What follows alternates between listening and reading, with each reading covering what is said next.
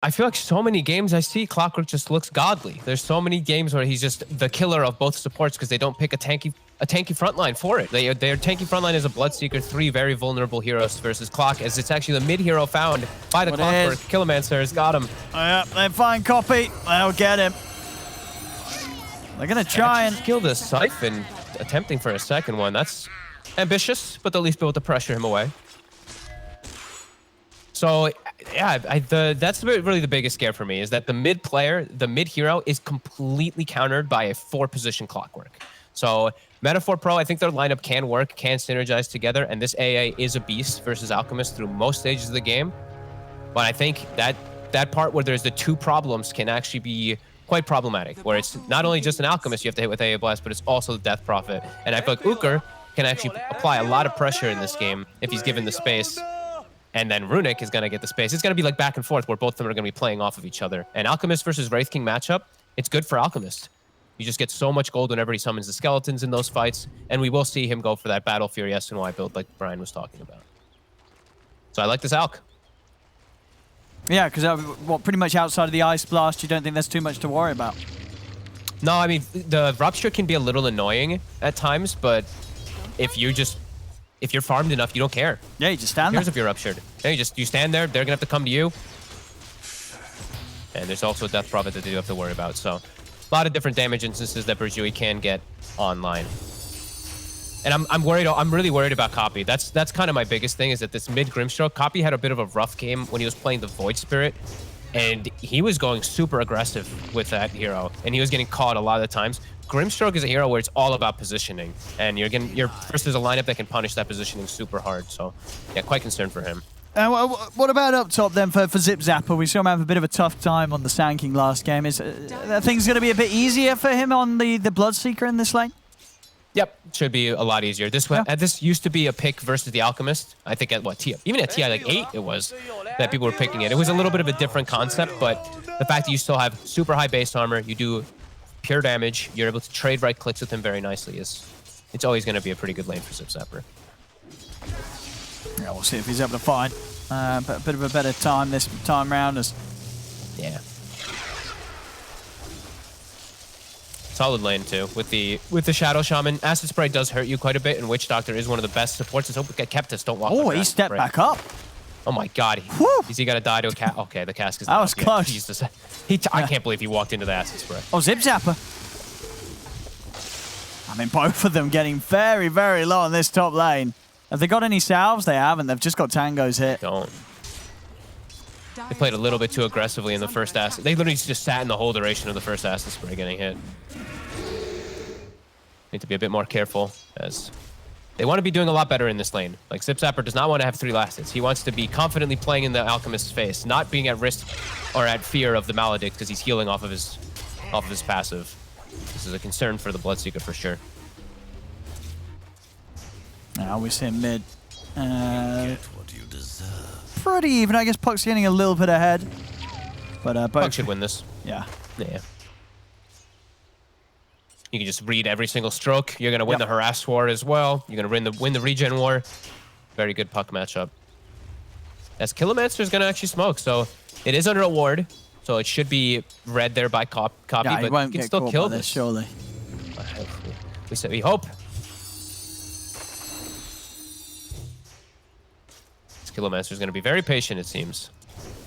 I'll see how long he wants to try and wait for an opportunity. As bottom He's lane. the Death Prophet. Bottom, Uker. He's left alone now, so this actually leaves the Death Prophet very vulnerable. Wraith King AA, great kill combo. They ever do connect with the stun. And they're completely aware. The smoke happened under a ward, so he's playing very defensively on Copy. Oh. I say that. Oh. I say that. He stepped back down. Oh, he's very dead here, surely. I mean, he's got a Fairy Fire. But they're in underneath the tower, and they've got him. I mean, he was playing careful.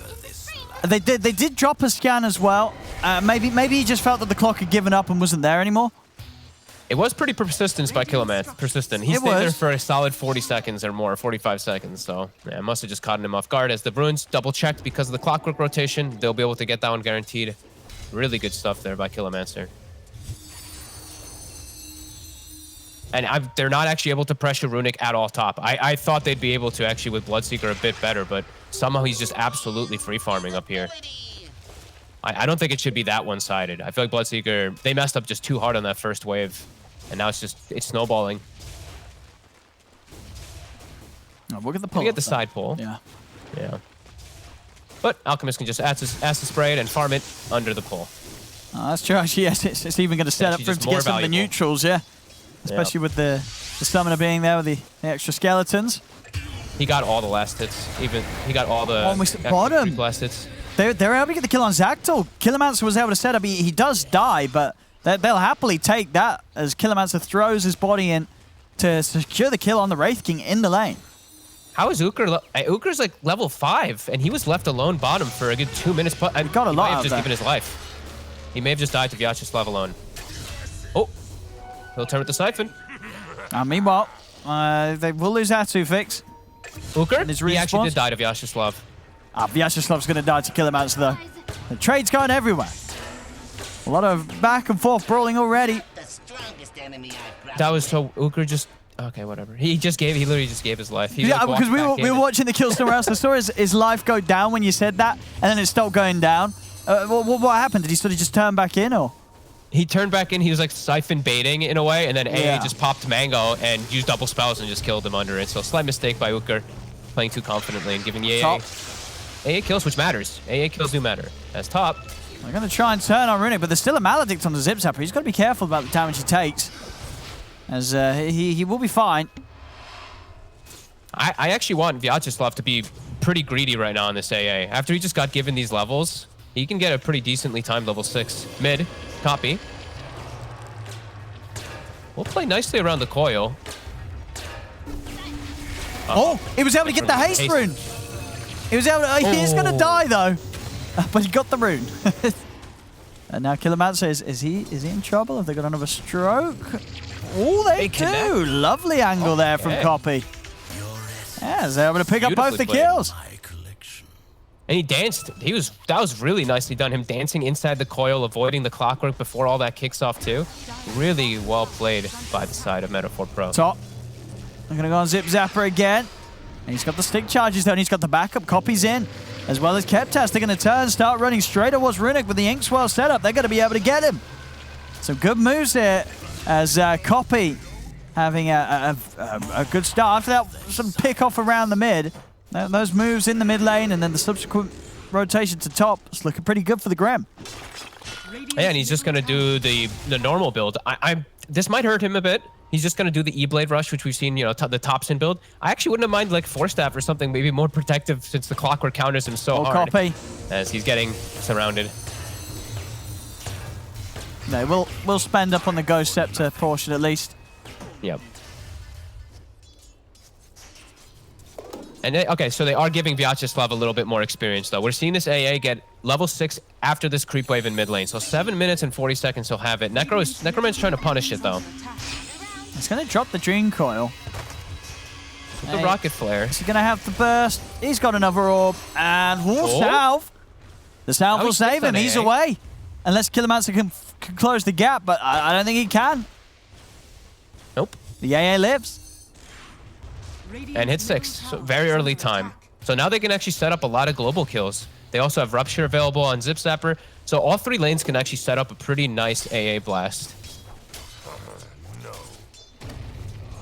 Let's see where it heads first. As top we do have Runic leaving the lane. He's into the jungle. Yep. Wants to make sure that it's a little harder for Meta4Pro to hunt him down. Yeah, he just farms better in the jungle, gets more gold, and then Witch Doctor gets given the lane. Killermancer's Invis now looking to punish, looking to make a move here on the mid lanes. Continuing to play around Necroman. Coil still on cooldown 20. But these two are being very disruptive, very invasive as well, as they do spot Copy for a second. Can they catch up to him, though? He's got Tranquils. Oh, he's in. Copy's actually going to turn and try and fight back here with the Phantom's Embrace. And the Inkswell. They've got the Bloodbright coming down as Killermancer. He'll get punished. Another kill for Copy. Nicely done. Uker makes his way toward the mid lane to start pressuring. And they do send Runic bottom, so he is laning versus Wraith King now. Oh, mate. Oh, Keptas. He tried to go. Oh, that, yeah. I guess they just weren't ready for the three of burjui to just turn and kill him. Necroman will die. He will die to the rupture there as he jumps out to the orb. So, all in all, yeah, 2 supports down, but you got yourself the mid laner. Yeah.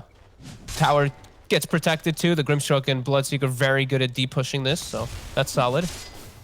Alchemist games, though, are Alchemist games. So Runic, he's still getting all the space in the world to get a very fast Battle Fury. He's about to have it done already at this point. As Zactyl, yeah, he's going to need more time to farm. He actually is going to head toward top to avoid this Alchemist.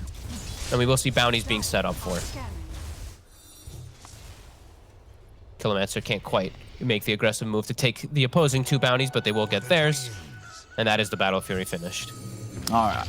So, yeah, we're really going to start to see Runic's farm go up and up and up. And as you said, if he's going to get this S&Y after the Battle Fury, then he's going to be very fight ready. As he'll be more than happy to get involved. He's got a lot of good catch around him to allow him time to walk in and do the damage with this Dream Coil and hook shot on his teammates. Yeah, they've got great control. Yeah. Uker continuing to pressure a lane, try to force some reaction. They're just keeping the Alchemist protected by all means here. As Meta4Pro, they will set up for this top push. Zactyl swinging over there with the skeletons. Mid, also we see burjui looking to knock down this tower, but there is rotations coming. They do want to keep it alive with both that Bloodseeker and Grimstroke. As we see the double nukes come out. These 2 heroes are the ones who always set up for defending the towers. Radiant's bottom tower is under attack. Do get at least 1 deep-ish ward on the side of Meta4Pro to try to watch the Alchemist, but yeah, not quite going to be able to ever find and pressure him. Oh, they want this puck. Can they catch him? Radiant's bottom tower is he's under out. attack. He's chilling. And that's a lot of that's time, you know. That was 4 heroes. Anytime you can do this, especially as a puck. And Necroman actually TPs to the mid tower, so he's still on the map. Nice move there. They get bottom tower out of it too, and Alchemist continues jungling. So these little small macro plays coming out from burjui, bit ahead of Meta4Pro. Meta4Pro, they can't really take advantage of this at all. You know, they don't really have the fighting lineup to be able to do so. Even with AA, even with Bloodseeker and Wraith King, he takes time to get in. And playing versus this Death Prophet, you know, if you want to choose to take a team fight versus Puck and Death Prophet as 4 people, it's probably going to go pretty badly unless you land a very perfect set of spells. Just the easier to execute so far for burjui is working out for them with this 3k advantages. The Alchemist game is, I don't know, it's getting to just do his own thing. All right, it's going pretty well for him. Right, just another Ancient stack. He'll walk over and clear that one up, and he's just going to be able to accelerate faster and faster than this Wraith King. Still need some time.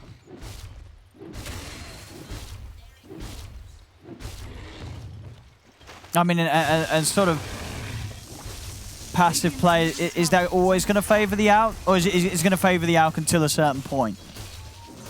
These moments absolutely favor the Alchemist. When you have a lineup that can't take advantage of this downtime, like they can't even pressure the mid tower, which is so terrifying. The fact that Puck can just sit there orb pushing the lane in constantly, and they can't pressure this. They can't get kills. Alchemist is just chilling. There's no threat right now for the side of burjui, as they just, look, Uker pushing bottom, Puck staying in mid. Witch Doctor and Clockwork can do whatever they want as Alchemist farms all these stacks that continue being placed for him. Another stack.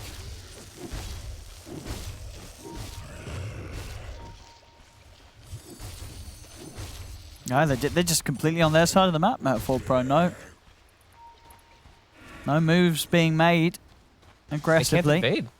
Like when they have these 2 support heroes, the Shaman and the AA, sure, who it makes goes it a lot harder for you to lead. Like each Bloodseeker has to run in, and that's Bloodseeker running into his death. So it's really tough. You know, if they have like Earth Spirit or like one of these normal 4-person, if they had Clockwork, it's different because then they can invade. Or if they had that big bruising frontliner where then they can siege towers like a Tidehunter, then it's different. But they can't versus what they're up against with what they have. So it's giving burjui all the freedom. I mean, they're going to get the perfect timing. When they've got the Seablade and copy, surely we can expect like a smoke move from them. Because he's about to have it. Is that enough, or you think it's still, that's not necessarily an easily won team fight with the E-Blade? There's still turnaround potential for burjui if you go hunting. there's too many ways to collapse on copy. Like that's why I was like, this mid Grimstroke, sure, he's getting his farm, but it's a hard game. The natural spells from burjui are gonna just kill him. He gets hit by hookshot, he's dead. Like hookshot's gonna come, then Puck is gonna follow up, then a follow from the Death Prophet and all that too, and then Alchemist gets to do Alchemist things in the fights. So it's really looking quite hard for Meta4Pro to weather the storm of when the timings all hit. Because they'll have Radiance, they'll have their E-Blade done at a pretty decent timing, but will it be enough to be able to fight versus this Alchemist with SNY? With the backup of a Death Prophet and Puck, who just, they provide the team fight for him. Zip Zapper, he'll show. And he is looking very dead. Yeah, I'll try and make him work for it, but I was just saying. No escaping Killermancer's clock.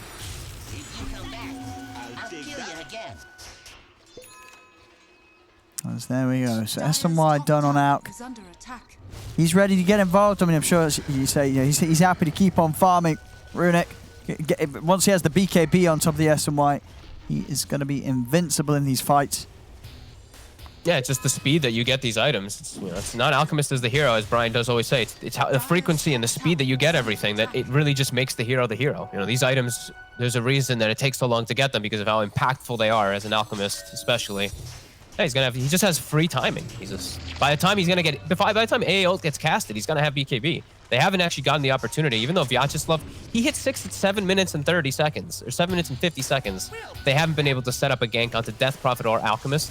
You know, that concern is growing massively. Yeah. This doesn't feel great for Meta4Pro. No, they're just watching burjui get do everything that they want on the map. Force the lanes in, farm his Alchemist, force the lanes in, farm his Alchemist. Runic dances even as the Alchemist in the jungle. As he's playing the PvE game. Yeah, they've got the perfect game to do it. As well, Radiance is done on the Wraith King, but of course, it's not necessarily going to mean it's time for him to get involved. He's going to still need time for at least the item on top of that. I feel like they have to go though. Like you can't just wait for Alchemist to get BKB and then make a play. Like you're gonna lose the game in that BKB fight. I mean, it does feel if he gets that doesn't look good. If he gets that BKB and then they turn up, then it feels like it's just over. How do you fight this team? Yeah, like Death Prophet and Puck, they're gonna control and do a ton of damage in the fights, and then Alchemist just has free reign. Like they're going. Setting up the push. They're starting to go. Here we go. No. Oh no. Are they gonna go? It's too scary, you know. It's the Puck. It's all these different deterring factors for them. They try to invade. There we go. See the TP's already coming over. Clockwork's in position. Oh, and he finds. That's their mid. He's in trouble. They got to save the mid. I don't think they're going to be able to save him. As the Dream calls down, Copy's dead. An Ice Blast will fly over. They'll pass over Killermancer. Maybe they'll get him in return, but they're just all dying. They're just all dying. I think this game is impossible, and they might have to just call it, even though they haven't even gotten to play the game. Oh no! I mean, Zaxel, he will certainly die again here. Or will he? Yep. Maybe. He's probably dead. He's dead. All right. So their first. So where did this all go wrong? Was this the draft? Was there something different they could have done at the start, or was it just always is this always just going to be a hard game to play with their lineup? It's a hard game to play with their lineup, but I feel like they just let all this happen. And I think they have to be able to take advantage of some stuff. Like the lanes can't go this bad either. Like Uker was level 5 and Clockwork sat mid for like 2 minutes. So he should have been totally zoned out of that bottom lane.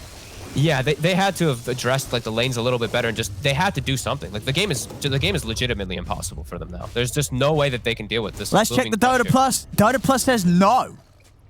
Wow, okay. Gives him a 31% 16, and there you go. Did it just shift it? No, it just said 69%. No. Okay. I thought it was just shifted to like 90. No. It might do. Those graphs do have a bit of a delay. Oh no, it actually just increased the chances of them winning by 1%. Okay, so maybe it likes their late game up. Probably going to go back down after the Wraith King dies. I think Dota Plus is... Dota Plus is pretty wild. Yeah, it's a little... You know, sometimes Dota Plus is very genius, but I don't know, this one is... You don't agree with it here. This one's not looking like it. You know, this Alchemist he's worth almost. He's gonna be worth 3 heroes pretty soon, just on network. Yeah, he's got the BKB, he's got the blink. Tower is under attack. The items just keep coming. He's double the net worth of the Wraith King. Just go Abyssal. Like, Runic, man, you don't even need a blink. Oh, come on. All right, I mean, he'll get it. dude, blink's always good for the. It's just, It is. for farming. It speeds up everything. You're hopping around the map. That's fine. They don't need... the fact that the Clockwork pretty much solo killed their mid solo says That's everything. the problem, And then you see Copy queue up the Force Staff. That's why I said I feel like he might want to just get a Force as the first item rather than go for this like Ghost Scepter you played, because the 4 position counters him. So... Oh, here we go. Let's see. Here we go. They've got the grab onto the puck. As Killermancer's in, deep with the hook shot. There's the backup. Oh, they get the concoction out. As now, Runic's ready with the cleanup. Did they actually lose anyone? They lost Killermancer, but the puck ends up living. Zactyl is at least got Reincarnate available. But Runic's chasing him with the BKB. Concoction down as Runic goes down the once. So not Runic, Zactyl goes down the once. Runic's more than fine. He's untouchable on this Alchemist. As dead Wraith King. He's trying to fight back, but he can't. Wraith King dead. Zip Zapper's at least got the speed to keep himself alive. Copy's back in with the buyback. They're going to try and burst Runic. They've got the Ice Blast. It's able to connect. They had the Hex. They're able to get the kill. They take down the out. They'll be able to find the Witch Doctor as well. Or maybe not. That's who fixes you away. He's not away. Keptus is able to grab him with the shackles. So having to buy back there and Copy, but they're able to kill the out. They need to do a lot more, but they do manage to kill him once. How did Necroman? I thought Necroman was going to die at the start there too. He somehow survived. He lived after that. So the blast and the shackles, yeah. Yeah, Killermancer hooks in and saves his life. And they actually get a pretty decent fight. Meta4Pro, they get chased out. They do at least get the out kill, but damage is still definitely there as they did lose the Wraith King before all of it. And it was a buyback. It was, yeah. A costly defense and a big buyback as well from the mid. And top, Zactyl, his Reincarnate's not ready just yet. Oh, no. He might be able to run away, though. Might be able to get out, yeah. They don't have the further catch, neither the Dream Coil or the hook shot available.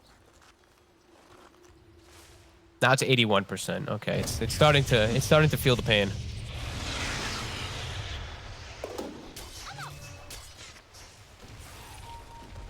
Uker has a BKB as well for himself, so he's rich. I mean, he's richer than any of the cores on Meta4Pro right now. He got the top 3 spots.